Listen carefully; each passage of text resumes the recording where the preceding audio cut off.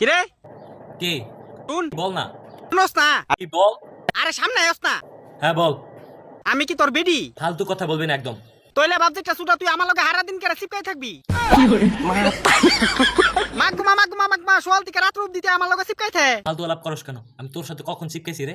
তুই আমার লগে চিপকাই থাকস না? কোন সময় চিপকাই থাকি? আদে মা তুই তো আমার লগে চিপকাই থাকস হই সোয়াল থেকে রাত রূপ দি।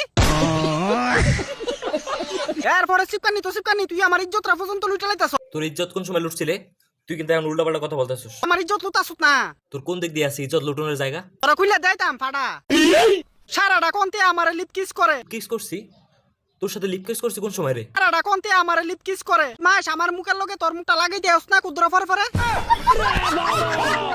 আমি যেমন তার বেডি লাগি কুদ্র ফরে লিপ কিস করতে হয়। তোর ভিতরে জল থাকে, এই জলটা খাওয়ার জন্য তো আমি মুখ লাগাই। এত জল খাইতে পারছ না ফেতিনি সুদা আমার মুখের লগে তোর মুখ লাগাস করে।